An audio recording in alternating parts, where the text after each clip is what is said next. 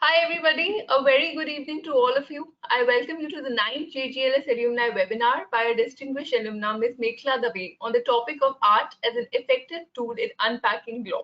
I'm Professor Shireen Moti, Assistant Professor of Law and Director of Alumni Relations at the OP Jindal Global University.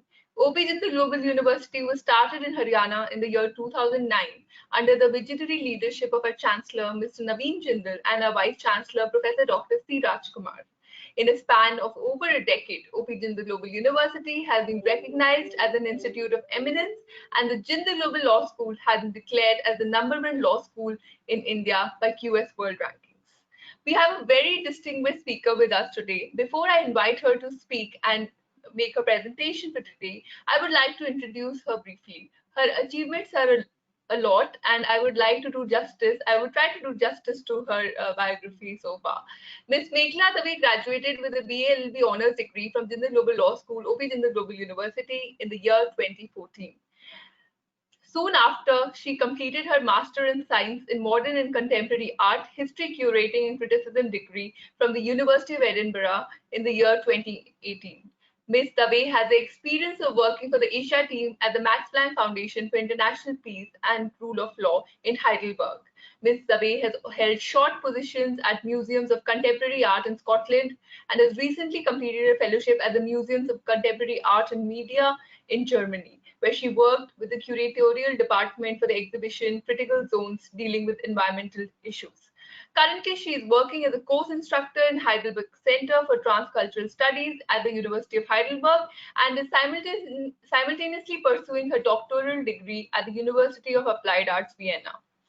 In today's webinar, Ms. Dave will encourage students to expand their knowledge of law and inspire them to think in terms of interdisciplinary aspects of research, especially with really unconventional fields such as art history, art theory, and curatorial strategies.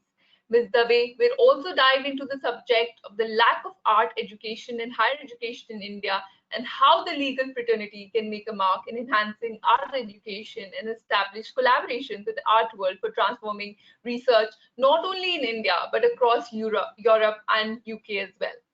I would now like to introduce Ms. Mekhala Dave with an introductory question.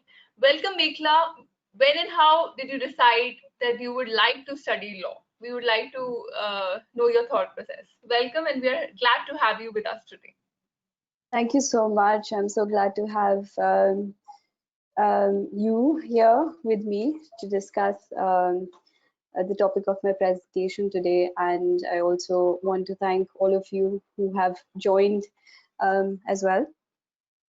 So I feel the question is a little bit difficult because honestly, I was quite naive at the time I decided to join Jindal Global Law School because I thought that at the age of 18 we are put into boxes, since we've gone through such conditioning of education in India that we feel that there are only 3 streams of education, which is the science stream, commerce stream, and more likely we have a humanities stream. So I decided to do law because I thought at that point of time it will give me a diversity of subjects to deal with and to know the world through its lens. So that's how I would recall my decision to joining a law school at the time. Yeah.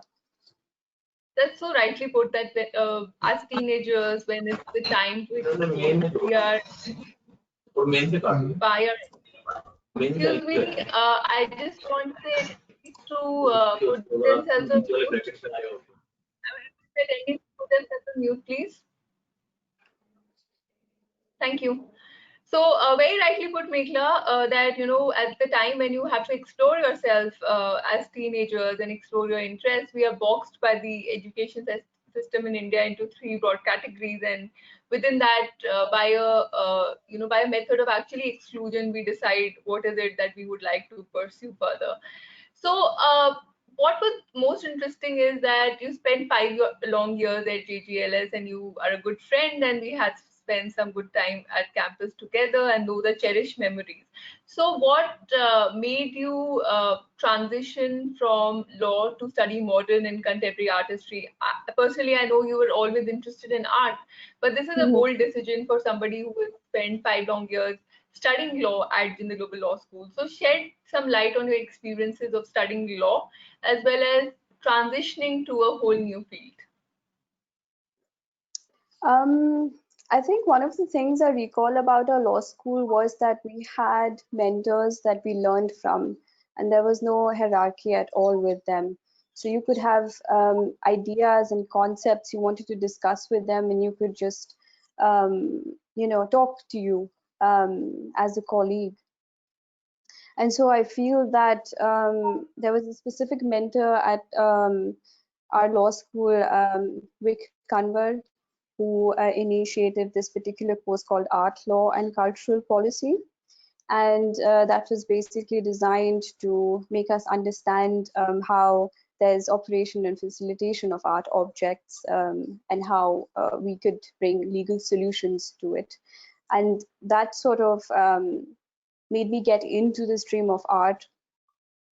And once I graduated law school, I was working in the legal field for a couple of years, and I felt that that was not my thing, because I felt like I was growing into a bubble, and I wanted to sort of get out of it at that point of time when I started to seek out artist institutions and artists to work with them on different stream of projects. And that is where there was this yearning in me to really understand the theorization of art, and that is how I decided to make a transition from a law school to an art school within a university in the UK.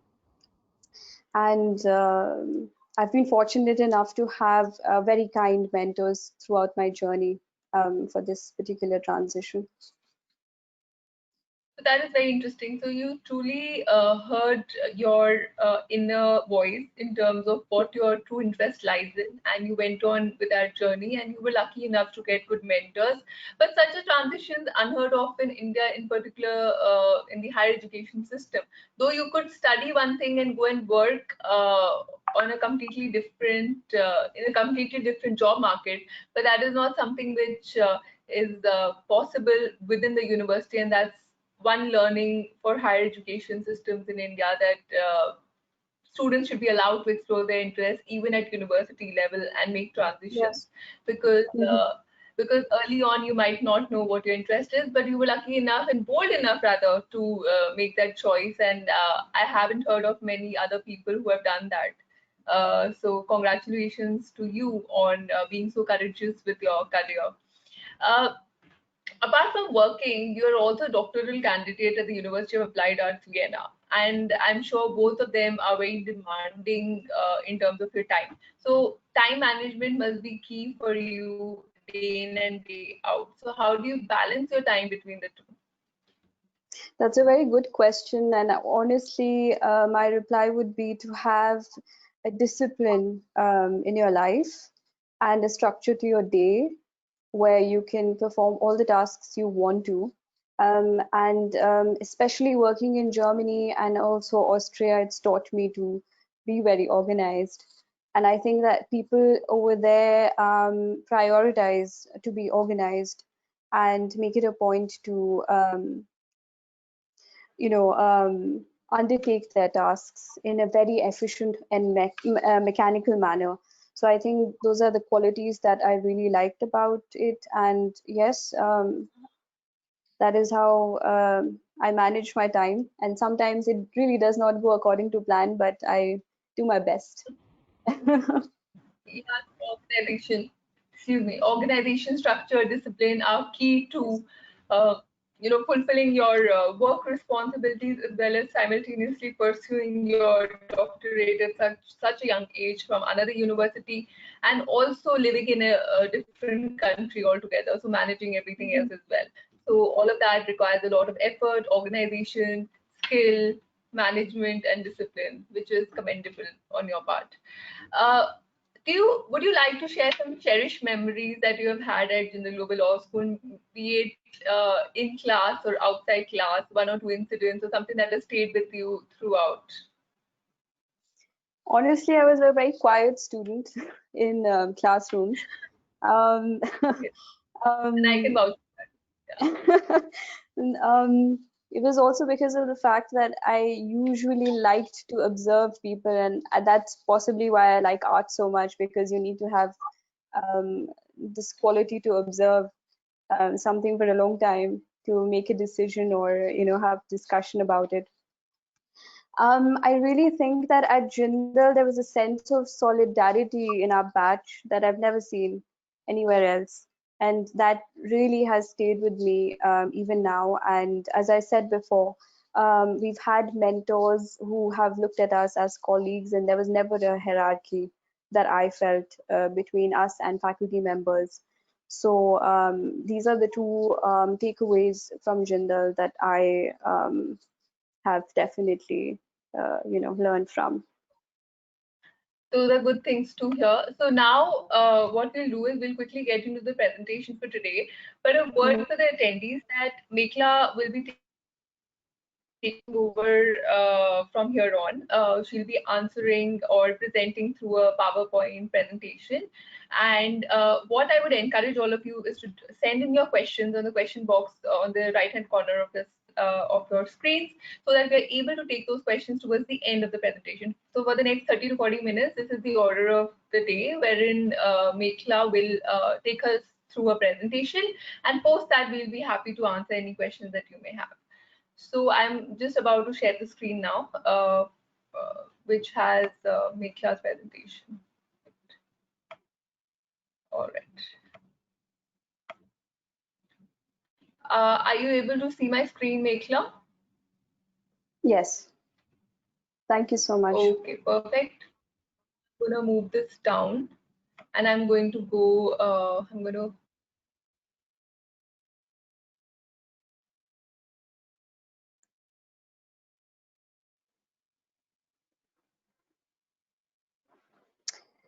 Mekhala, you're able to see the screen?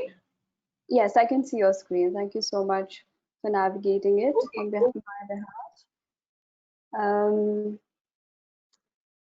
Um, greetings to everyone. Thank you, Shireen, for the wonderful opportunity for the webinar, and to the audience out there into the void. Would like to start now. Um, as a way of storytelling, using a few examples of art projects, I wish to address some of the key concepts of today's concern, sinking our teeth into contemporary politics of how we could understand art's relationship to politics, and how artists are cultural producers to recognize their ability to critique on local political issues. We've been witnessing a departure for political and theoretical exchanges, shifts in historical movement, institutional and commercial promotion of a welfare state these past years. Art then becomes a practice to generate discourse, and so very often dissent, with interactive and community projects, where an interest in such community projects through art have practical value and could also have a political impact. As per few art theorists and curators, certain art practices have an organizational capacity of activists to develop sustainable alternative spaces or infrastructure of resonance. It's what they're called. These spaces are often in the public sphere to address social or political issues, one which does not have a control over a social situation or is designed to achieve a specific end, but one which is based on communicative action for better understanding between individuals, having a lasting effect on politics and culture as a true emancipatory force. So art is increasingly in the public eye rather than white cube spaces of art institutions that you see. So what is the philosophy behind art in public sphere? It is the urgency of doing something for transformation, organizing a social action for the purpose of a social result. Through this, the histories of the invisible are brought to be part of a social movement. So this prompts the question, how can art expose unlimited social, cultural, political, and class constructs at play? Where does one begin with art to tell the story of the invisible in democratized spaces? According to some art theorists, artists help to include a utopian imaging as the necessary cultural response, as what can be seen, what can be said, and what can be thought. So then the main objective is to inquire a philosophical scope of art's usefulness, and especially in the context of India's politics. And I felt necessary to highlight India's emerging wealth of artistic and social practice in connection to the dynamics of rights of citizens, which at present are highly controversial, and the same is being felt all across the globe too. On the issues of environment degradation, migration, rising nationalism, rich-poor divide, identity politics, etc. So for you, I've selected 3 particular art projects as references today. And as you can see from the screen, I want to introduce you to a specific artist called Sujatro Ghosh, who's a documentary photographer for his cow project. I met Sujatro over a year ago in Berlin, where he's an artist in residence with an art institution. And about a year ago, he moved to Berlin from Kolkata, citing death threats to him for his artistic practices. As I mentioned, he's a documentary photographer who explores nationalistic rhetoric of India in very recent times. His choice of images is satire to cows and the religious emphasis in the Hindu religion. So playfully, he bought a cow mask from New York and he began to experiment with his close friends. He photographed women particularly in the cow mask in public spaces of India as a way to critique that women are more safer than cows in India. And as he documented these photographs and released it on social media, he received many death threats from right group activists. And for the fear of his life, he had to move away from India and seek a sort of asylum in Berlin, Germany. Shireen, could you go to the next slide, please?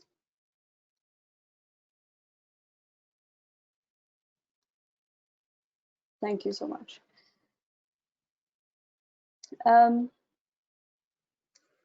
As you can see in front of you, there's an iconic image of a protest in Berlin, which was photographed by Sujatro last year in December. So apart from the photography that he's been already conducting for his cow project, he's also been an activist where he's often marched on the streets of Berlin to protest the CAA amendment. Protests that had reached striking global concern right before COVID-19 hit us.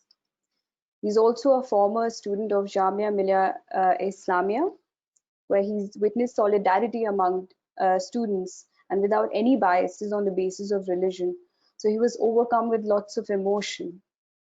And as you can see, his photographs offered us a glimpse into the formulation of social divides and nationalistic rhetoric of India, and also a sense of mass solidarity among people. The products of these photographs become a part of a very history and contributes to the visual making of the 21st century, especially through Sujatro Ghosh's photographs. Shireen, could I request you to also again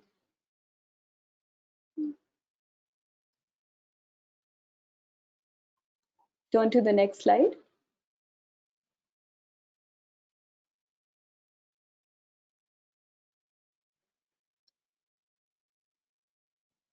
The image.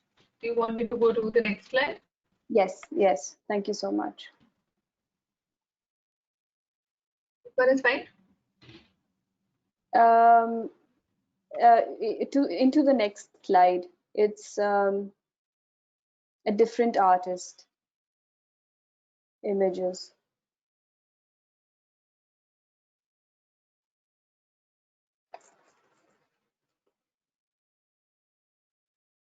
Could you do Can that? you see it? Dilip Da and Anuradha Mathur. Yeah, I've done that. Is it visible now? Now it's visible, yes. Thank you so much. Sorry for the inconvenience, folks. Right. My next reference of artists are Dilip Takuna and Anuradha Mathur. As Shireen mentioned in our introduction, I've been involved with their museum in Karlsruhe, which is in Germany. And I was working with this particular museum to realize an exhibition on climate change. So amongst all the artists that they had selected and wanted to put them in the exhibition format, to my wonder, I discovered two very poignant academics who are teaching in the US. They're also landscape architects and artists. Their artistic approach in book publications explore ecology of South Asian cities. And with their interventions, they ask very simple questions.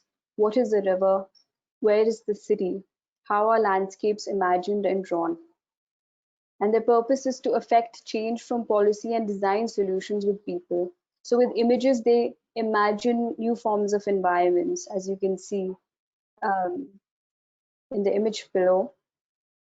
Using the term design-built activism, they do not want to confine themselves only within universities, but transcend these very borders into the public realm, especially in collaboration with art institutions to realize these exhibitions. For example, this particular image is part of a project of theirs called Ocean of Rain, which is a project on the river Ganga. So with their travels to Himalaya, Sundarbans, and other parts, they explore the names Ganges and Ganga, where they feel these are often interchangeable words that we use.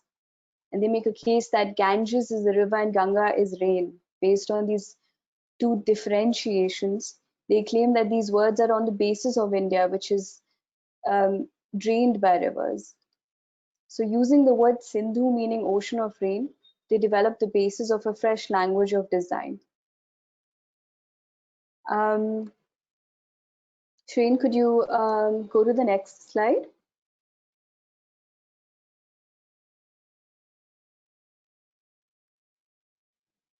The next slide. Are you able to see? Yes. Yes, I'm able to see it. Thank you so much. Here's another project. It's called SOAK, which is a new visualization of Mumbai. These are aimed at recovering and inventing ways of inhabiting Mumbai as a monsoon and estuarian landscape. So as you can see from these two projects, they attempt to map a visual way of looking into water as a flow, abundant or scarce, and offer design solutions of how water and its conditions can be effectively be used in terms of preservation and in case of flood hazards. And these projects have been exhibited at museums, so institutions of art. Ocean of Rain was exhibited in New York at the University of at New York University, and SOAK was exhibited at National Gallery of Modern Art, which is in Mumbai. Shireen, could you go into the final slide?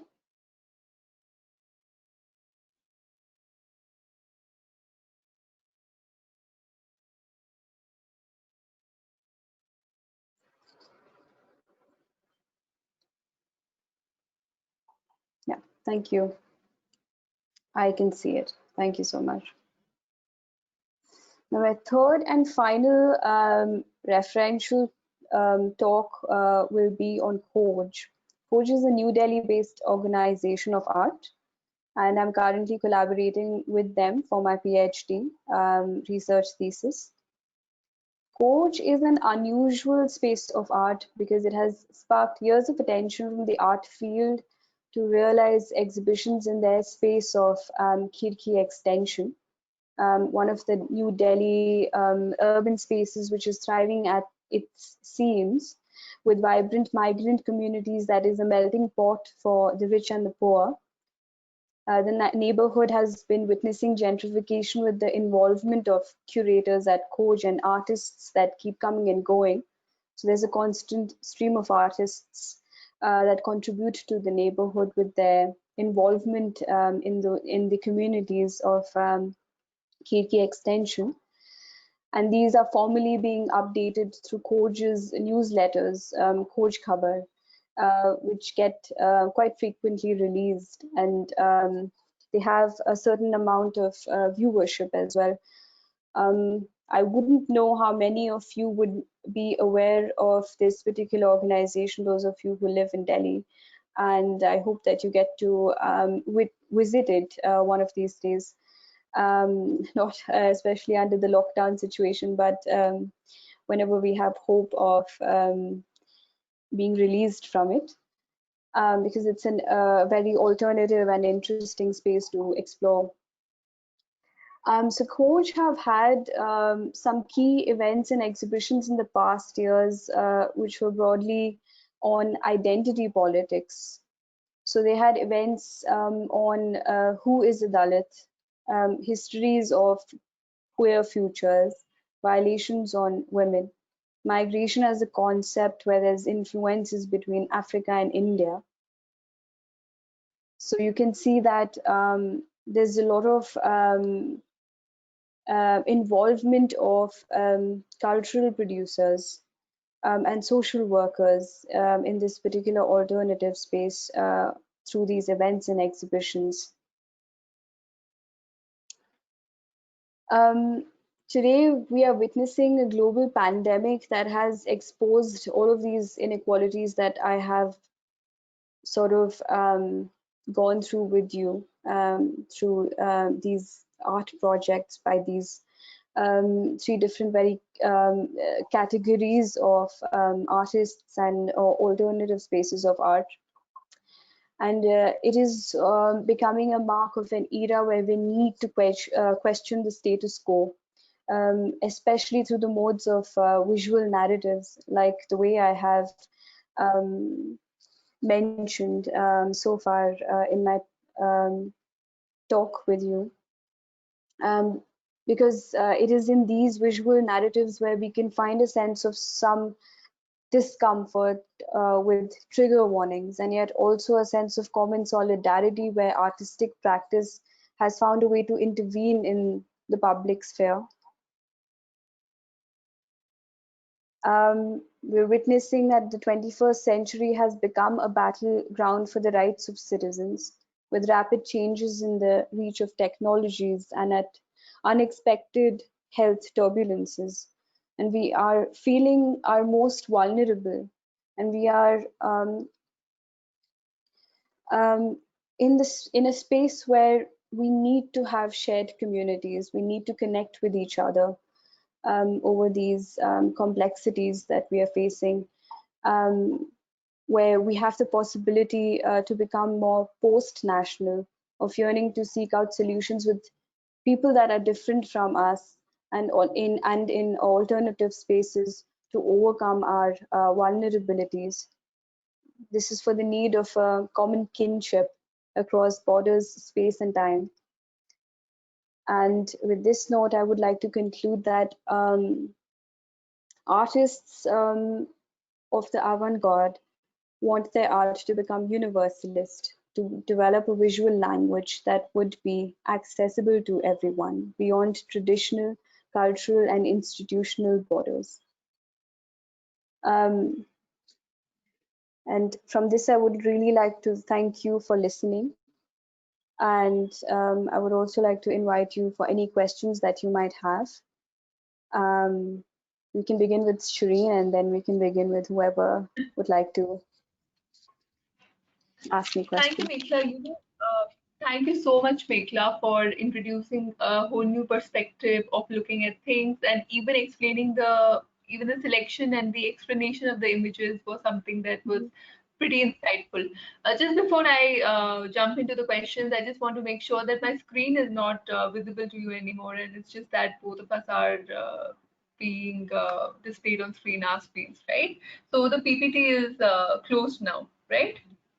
Yes. Okay. So, Mekhala, what I found to be very interesting is that you have brought a whole new perspective to the webinar series that we have been conducting for the past 8 weeks now, and this is our 9th week into the webinar series. Where what you have tried to do is you have tried to humanize law in terms of from a perspective of art, and say that there's a world beyond law, and though art and law go hand in hand in many of those things, and we'll come to those issues, but art itself is so explanatory of our current times, and especially for any kind of era or social movement or any kind of crisis. If you go back to the art of those times, you can see that being reflected in the by the artists. So it's a very important aspect of human development, of the development of societies, and expression of by artists is something that should be dearly protected by any society, because it's free flowing, it's informative, and it's also something that is required for the progress of a democratic society, at least. So that was very interesting, and thank you for bringing that perspective to our discussions. My first question to you is, and I'll come to the in a minute to the questions that the audience has also posed to us, is that, see, art and law have had a long history, and to rightly put it, it's been a checkered history, right? Because in a number of ways, art and constitutional law have been at loggerheads with each other. For example, an artist would like to present something, but then the laws of censorship and freedom of speech and expression and all of those provisions come into play.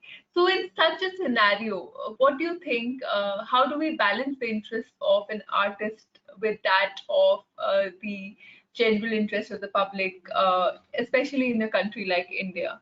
If somebody wants to display their art, and if the government feels that this is, something against, I mean, in one of the restrictions of freedom of speech and expression, then how do you think one should go about balancing all of this? That's a very good question. Thank you so much for your insight. I feel when you dive into the art world, you start to see that there is lack of transparency there. And there's a lot of artists who want to put up their works in, as I said, white cube spaces, which means at art institutions that are established and also galleries. What happens is that at this point, artists don't have negotiation rights with these established institutions to put up whatever works they want to, and it's highly selective of the art institutions. And also what I've seen is a general trend that very few artists get support from these art institutions and get the sort of protection that they need in case they have produced works of art that seems to be not agreeable with the general public.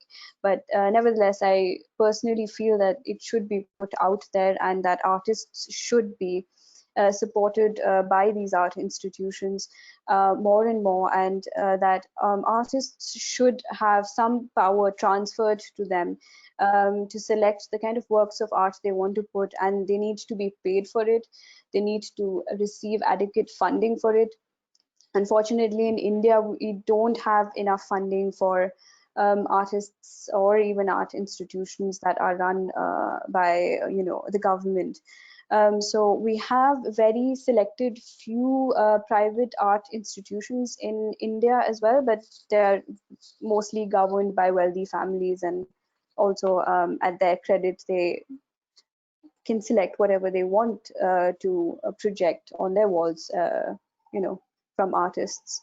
So I think that it's very important to support artists and their works, and do it in a more free way, compassionate way, and treat them as, like I said, cultural producers, because they're contributing to our world in a way that you know, forces people to see in new ways. Exactly, and probably changes trajectories of societies themselves. Mm-hmm. And very rightly put that artists need a lot of support, and art forms need a lot of support, especially in a country like India, where there's so many talented artists, but they do not see the light of the day because of lack of funding, support, mentorship, galleries to display their work, because there might be lobbies which do not allow new artists to come up, and then it becomes difficult for them to sort of display their artwork. We are quick at, as a country, we are quick at banning things. If something doesn't fall in line, it should be quickly banned, or people start demanding that ban this, ban that. And this is true for a lot many other democracies in the world also. India is Mm-hmm. not just an odd example, but we are quick at banning things because they're afraid of something that would hurt the sentiments of the people. What is your take on that, as a person who is in this field? This is again a very good question, and this is why I talked about Sujatra Ghosh's, you know, cow projects, art projects, because I think that he's a classic example of how he was shunned away from India because he started to receive death threats when he started to share his, you know, projects on social media, and because of a lack of, as I said before, institutional backing, he had no place to go. And if he had stayed longer in India, I feel that his projects would have eventually faced a ban once again. So I think that we need a lot more tolerance when it comes to artists, and when they're you know, being experimental with their art forms. And we need a lot of institutions that are not afraid to showcase their art, as I said before. Um, and we don't want another case of Sujatra Ghosh, you know, that he has to leave the country based on these kind of death threats. Yes, completely agree with you, and it just seems very draconian that in order to express yourself, because art is just a creative medium to express oneself, as it be writing or any other art form, maybe music or, in fact, even movies and theater.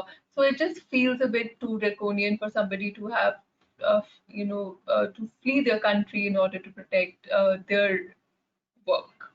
And that is something that we all should reflect as a society, that why something like this happens, and why in a democratic country like India something like this has been allowed for eons. uh, Another question that has come to us from our audience is that while there seems to be a lot of opportunities with respect to art and law and this discipline in academics, what are the other kind of opportunities that are available in terms of a professional career for graduates who have done their law degree and then coupled it with the masters, followed it up with the masters, and after that, what are the kind of opportunities available to them in the job market? Are you asking me in the context of specifically art law and cultural policy jobs? Or are you Yes. just asking me in a very general context? No, in specific to the art law and cultural policy space. Yes. To be honest with you all, I have personally struggled with my particular journey when it came to trying to find this balance, or striking this balance between art and law. Essentially, I had to condition myself to believe that I'm a lawyer and a representative of artists who are seeking out legal solutions. But I didn't want to again be, you know, conditioned to be in just one certain role, and I wanted to try to get out of that and exercise different roles as a, you know, possibly a curator or an art researcher, as I currently am. So I feel that it's not an easy answer in terms of having, you know, an infrastructure to support you where you can apply to, you know, one kind of job, and it lead you to a journey where you have a chance to establish yourself. I think there are several ways to get into it, and especially I think the ways to get into it is to work with art institutions and artists, get in touch with them, talk to them, because they don't have legal representatives at all, and they want to seek them out. From what I've seen so far in my journey into this particular career. And I think that you also need to not, you need to uncondition yourself first and decide to take on different roles, so that you're open to the idea of understanding an artist's work ethic, or the art world itself, how funding schemes are going around and shared between them. So there's a several, or even the life of a curator. Just as I, by way of my storytelling with these referential images, I exercised the role of, a curator, of combining several visual imageries to, make a point to you. So it really depends on, taking up on several roles and being open to it, basically. Yes. That's very interesting to know, and of course, it cannot be an easy journey when you're carving a new path for yourself. It's not going from point A to point B can be a lot more of work. But as I am speaking to you and I understand your journey, it seems like doing all that work finally pays off with happiness, satisfaction, and knowing that you're doing something different and doing exactly what you were supposed to do. So those are all good endeavors for somebody starting out, and I hope everyone who's interested in this field of art and law would be able to carve out their own journey, because definitely there are opportunities out there. It is what you would like the world to offer you and how you are going to cash on those opportunities. Uh, there's a whole history of buyers and sellers. They engage lawyers for safeguarding their property interests, because art at the end of the day is a property being governed by property laws, and there are questions regarding the authenticity and credibility of the artist. These are some of the common legal issues that are a consequence of the art world or buying and selling of art. What are some other issues that you would like to highlight, and would you like to discuss some examples that you have encountered in terms of clients trying to safeguard their property interests when it comes to art?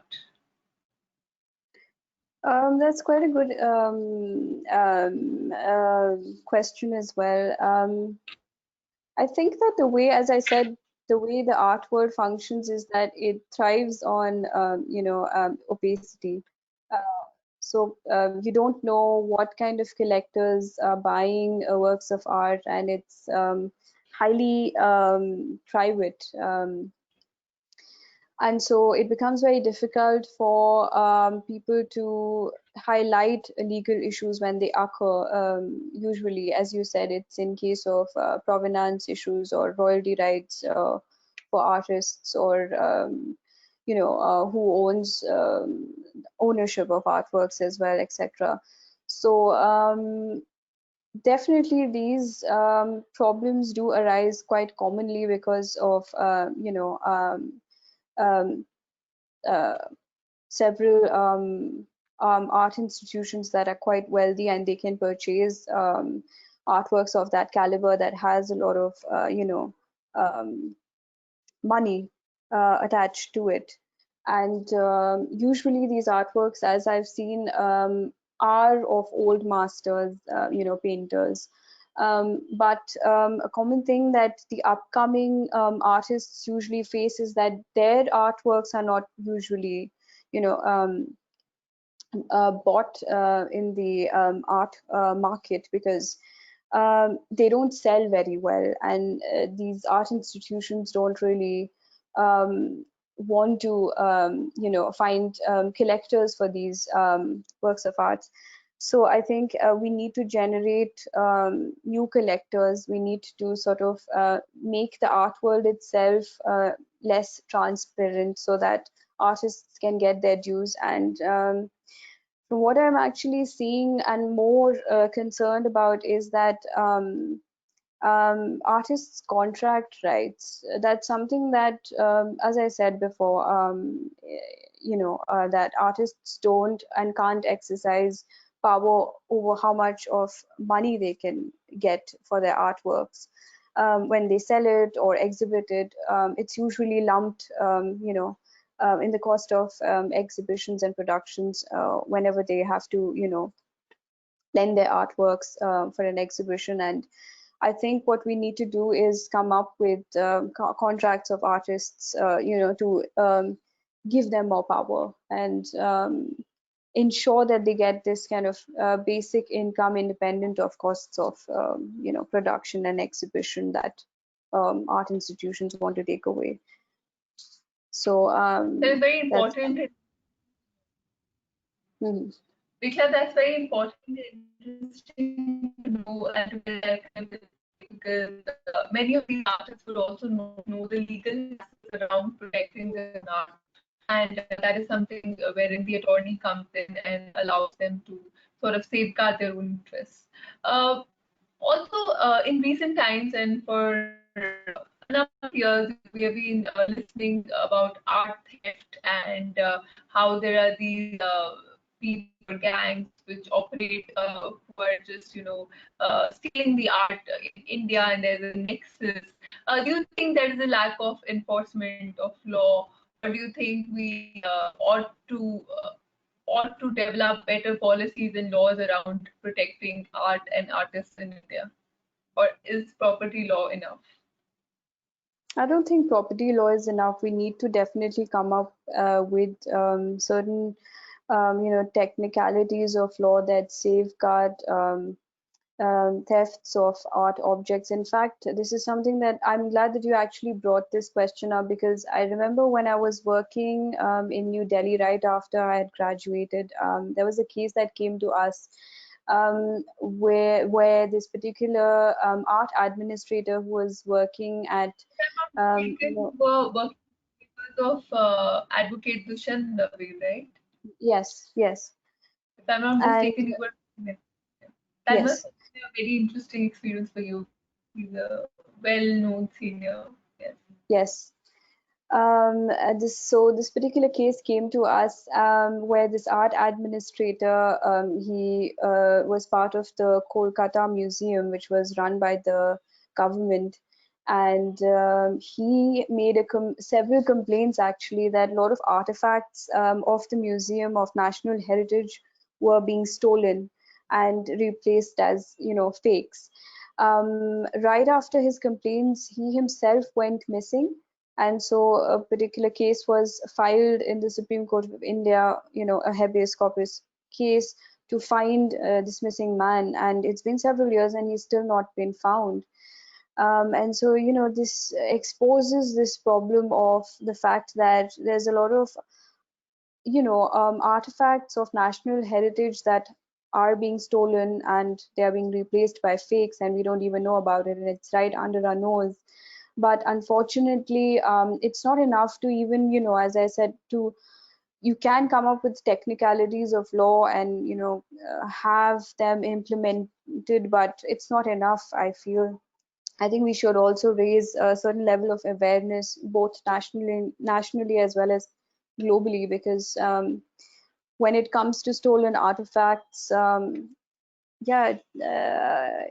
it's not easy to, deal with them. Very interesting.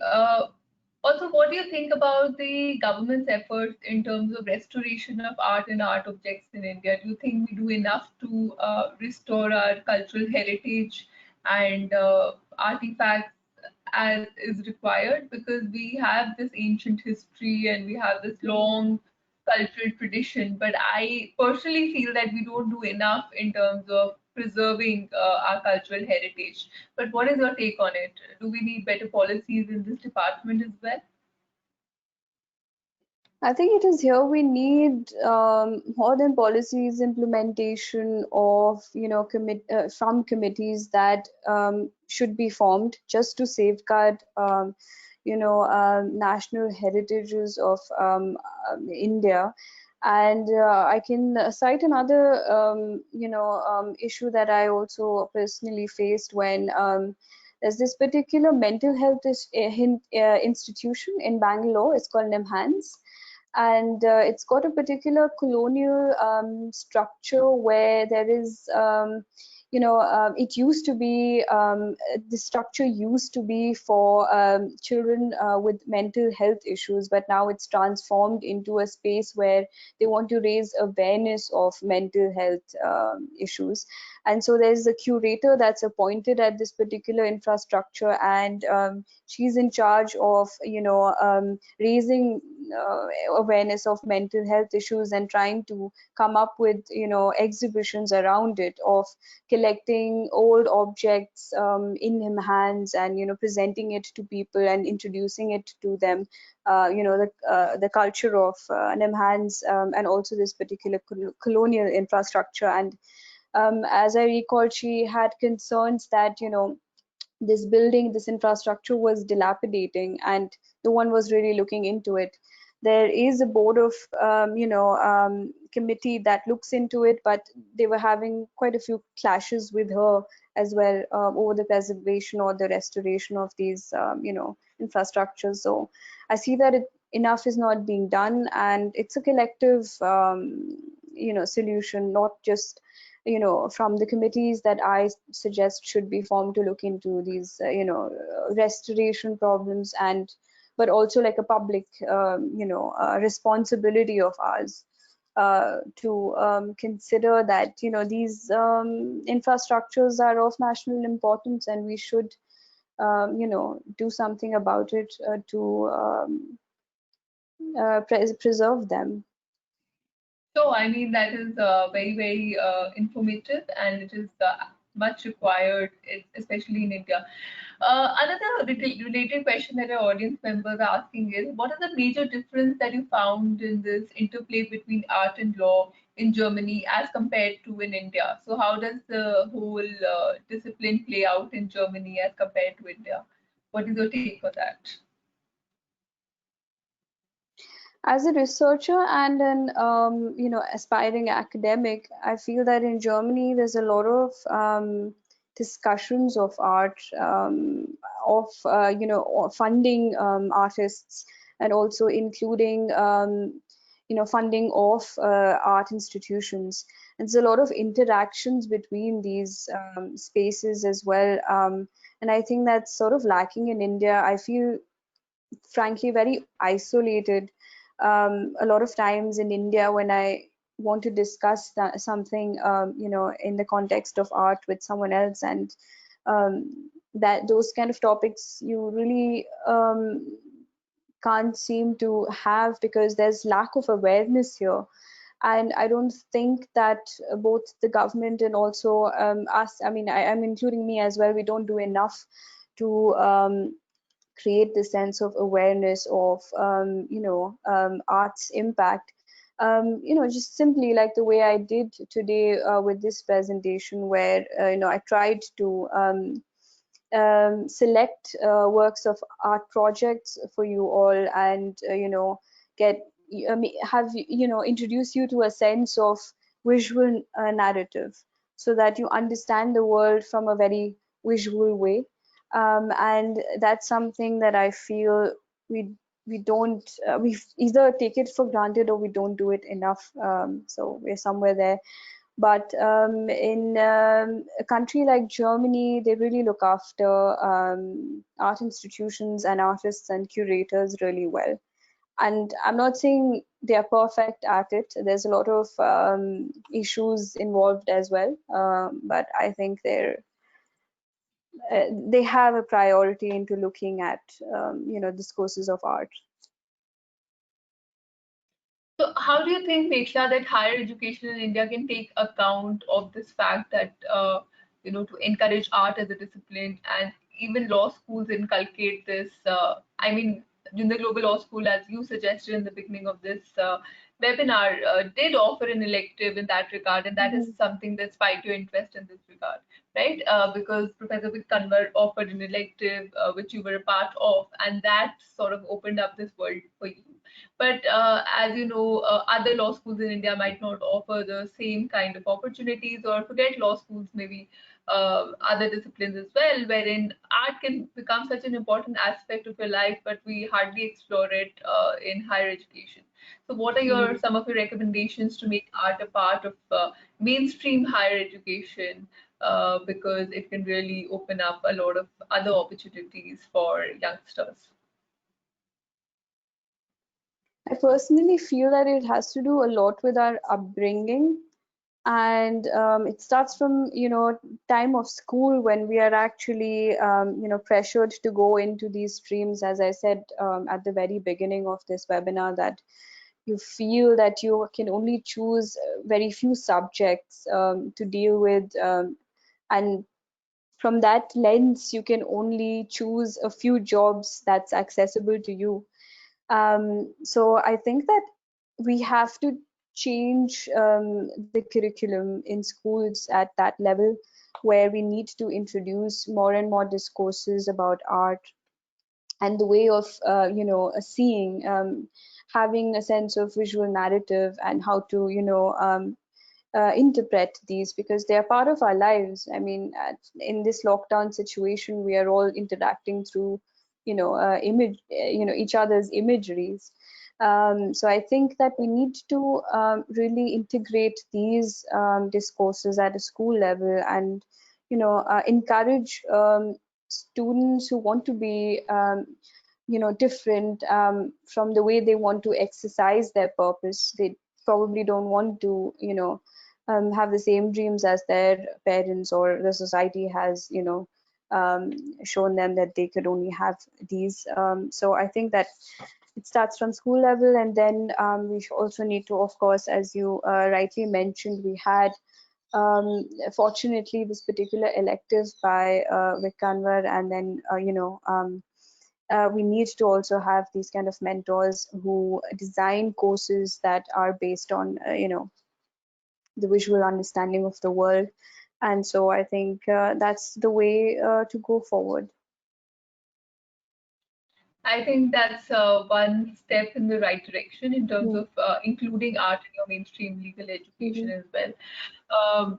The knowledge of art, which can become, and it's actually very, apart from the professional aspect of it, art itself helps to develop so many other abilities and skills, which are a part of the life skills of the 21st century, which become Mm-hmm. more important than formal education or any kind of degree that you can get in any university in India or abroad. So those are some very interesting points that you've made today. Mekhala, there's another question from our attendees. There's so many questions that are coming in, so I would like to deal with this question now. So this particular attendee would like to know a little bit more about your dissertation and about your take on art history and human rights, the interplay between art history and human rights, and what are you specifically working on your dissertation, and how is it coming along? Thank you for your interest in my thesis. Usually PhD candidates don't have, people don't show interest in PhD You thesis have in to make sure general. that you submit on time and then you Yeah. publish it into a book. I so my PhD thesis is something that I'm experimenting when I'm looking at human rights from a non-European perspective, from exploring and studying this specific category of artistic practice, which is called socially engaged art in India, and which is why I'm collaborating with this alternative space art organization, Coach. So they have this particular project for the this year and in the next 3 years, called Art as Social Practice, that involve um, artists within the category of socially engaged art that have practices with communities. And I want to explore the issues of human rights that they face with these communities. For instance, we are looking at a particular artist who works with cotton industries in India, and there are issues with regard to women not being paid in the right amount, and how we could, protect their right to be paid for the work that they do, in terms of generating and thinking about labor policies. And I want to, as I said, think of these human rights, contexts from a perspective of India, because India is, a fabric for these unique socio-political concerns. And so that is what my thesis is going to be looking like in the next few years. Next few years, yeah. That's the amount of time you take for a thesis, right? Mm-hmm. So one of our attendees is asking us, art is a great way of presenting our views, but have you done any impact study, like what impact these art have on people in India and policy makers? So have we engaged in, so the question really is about impact studies and the impact of art on people and the policy makers. Have you engaged in something like that so far? That's a very interesting question. I was asked this question in a conference as well when I was in, Barcelona, where someone from the audience member also asked me, "Can art fail?" And frankly, I had no answer, because I think it's very difficult to assess, impacts from, the process of um, using art to make policy shifts.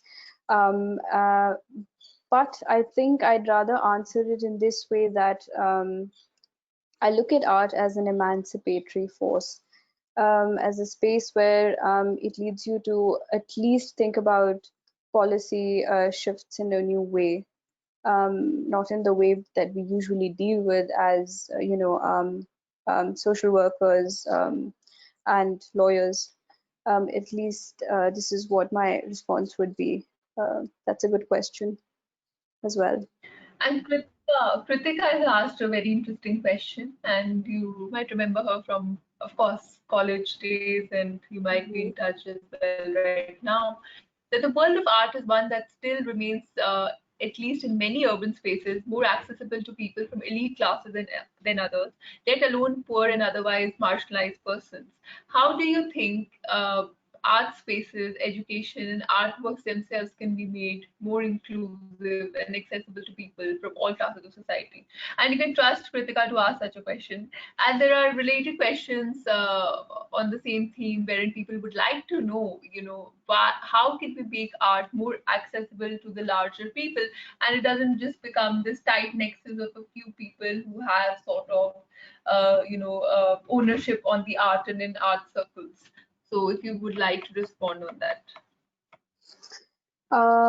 That's a great question, Kritika. I think that it's nice of us to always think about people, as I mentioned in my presentation, who are invisible or marginalized, and to think of them in the context of how art can present in their world, and not necessarily in urban spaces. And my answer to you would be that, as I said, through my PhD research thesis, I'm anyways exploring this specific category of art, which is called socially engaged art, where artists are more and more becoming activists, and they are involving themselves, directly into communities to protect their rights. And that is how they work with several marginalized sections of society to realize how art can be used as a tool to, come together in terms of exercising some form of solidarity. And I could give you an example as well, where there's this particular Cuban artist called Tania Bruguera. She's quite interesting because she has had a couple of projects, which is on migrants issues. And so she works with a lot of migrants and enforces that they have certain rights, for them. And she works with a lot of policy makers as well, to emphasize how migrants, like asylum seekers, um, can be discriminated. And what she also does is that she once she works with these migrants, and also the policymakers, she takes these very issues and she discusses it on the other spaces as well, not just localized contexts, but also spaces of art institutions. So there's this interaction, as you can see, which is back and forth between communities, that are marginalized, but also their issues are being taken into consideration in spaces of art institutions and other institutions that are being discussed, so that their rights are highlighted as well. So it's interconnected. That's very insightful and gives us a lot of perspective on the question that was asked. Then another question by Shravan Naik, one of our attendees, who's saying that mostly art is an expression which determines capability to solve a numerous number of problems, and law is the etiquette which determines regulations of actions. So is art and law playing an important role in context of making a welfare state with flexible transformation as the only way to make and transform India and other relative countries like UK, European Union, and Netherlands? So can art be transformative in terms of and in the context of welfare state is really the question that Shravan is posing to all of us today. Thank you so much. Yes, of course, as I said time and again, that it is a transformative and an emancipatory force where you think of the welfare state in new contexts. For example, we've had artists in at least from the 1960s in the modern times where artists, especially from India, were making art who were only interested in nationalistic rhetorics. But artists of today's time have moved away from those, concerns in terms of, trying to come up with symbols for, a welfare state, and rather they're actually operating against the welfare state with marginalized communities to actually realize the rights of these marginalized communities. And I think in that way, of course, I think that artists and generally the art world, they do have a space where they don't really get along with the welfare state. They don't see eye to eye. There's a reason why art institutions want to, operate independently of the welfare state, because they want to exercise control over certain narratives that needs to be told. Sure. And one of our attendees also would like to ask a related question, wherein we were earlier talking about artists and their protection and why it is wrong for them to leave countries just to protect their art. So Sumit Kumar, one of our attendees, would like to know that how can Indian government and what are the measures that Indian government can take in order for us to save our artists like Mr. Ghosh?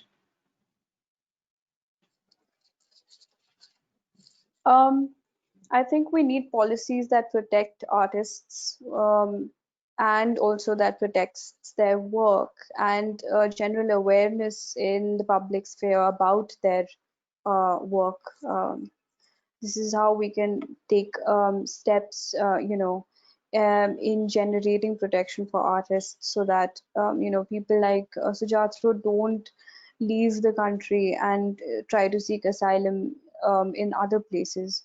So I think it really starts, as I said, we need much more awareness of art, and the discourses of art, and the way it needs to be made aware is through education. That's one way, and also, of course, by way of governments working with art institutions to provide some kind of protection with artists.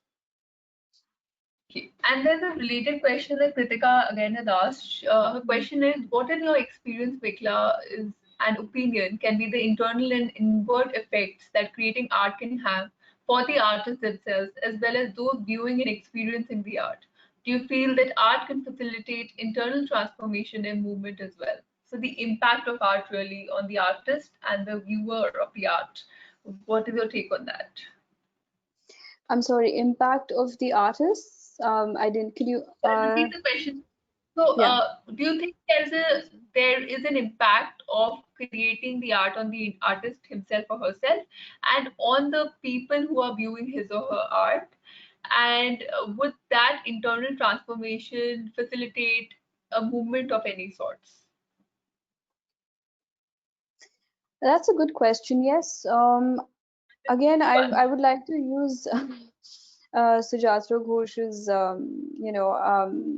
art projects where all of the problems that he himself was facing, he himself claims to be a feminist, and he wanted to highlight this issue of women not being safe enough in their own country, and trying to make satirical art projects out of it and releasing it out into social media. What we see is that, of course, he's, as a citizen of this country, seeing so many issues, and he's internalizing it and putting it out there for people to see, and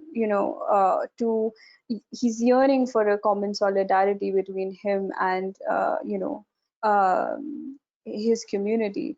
And I think that is how an artist, if that's what I understood correctly from your question, they can internalize such projects of art, and then also share it with the communities that they're concerned with.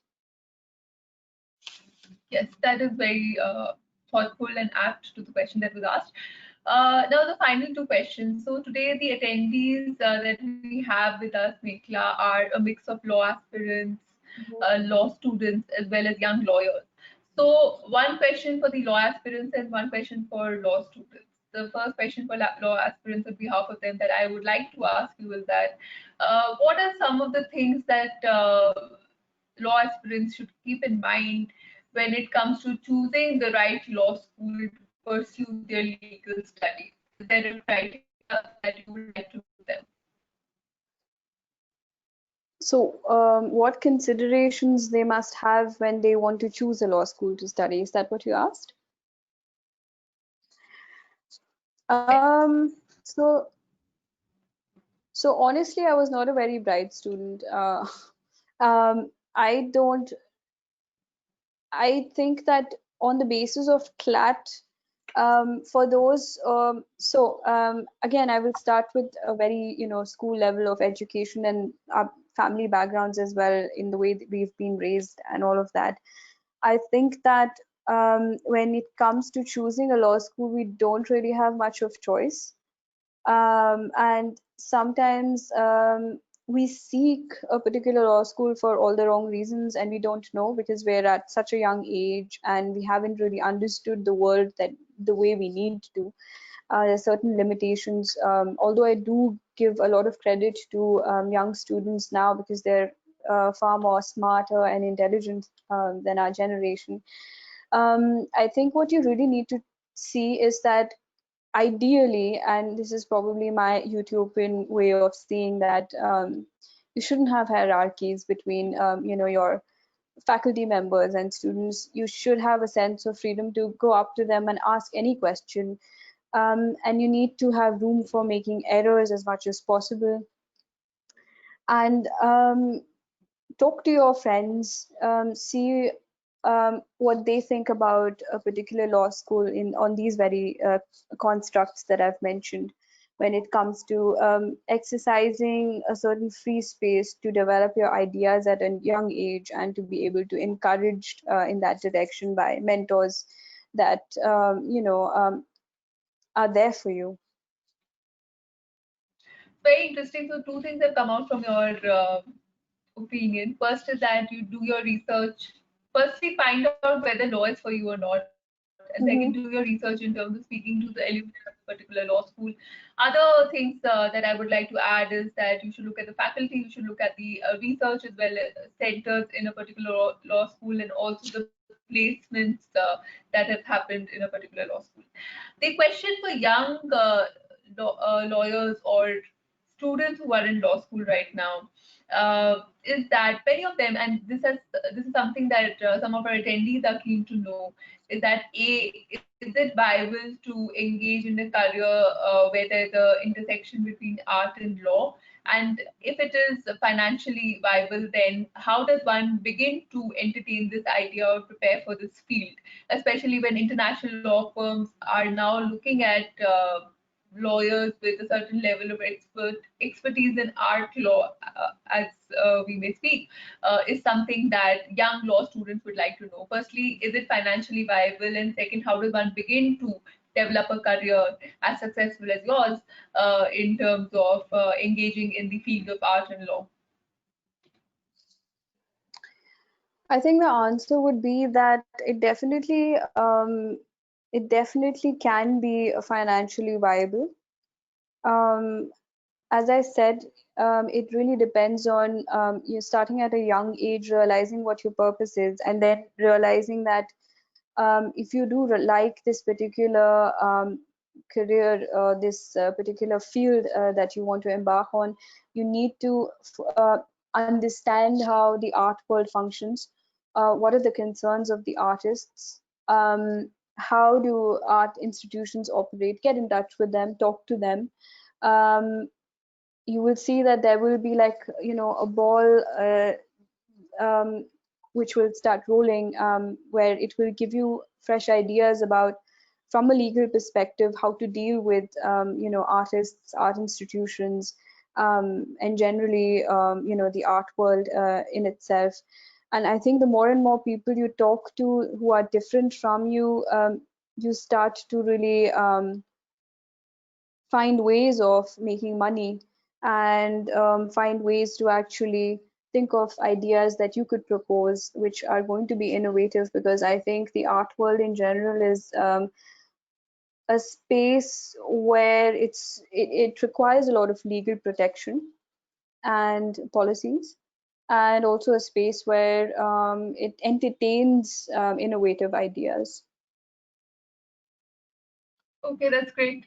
So, Mekhala, with this, we are towards the fag end of our webinar for today. Before I end the webinar for today, I would like to thank you for taking out your time and speaking to the legal fraternity at large, and especially inspiring law students as well as students who are already in law school. It is truly an unexplored area and calls for a lot of awareness and attention by young legal minds.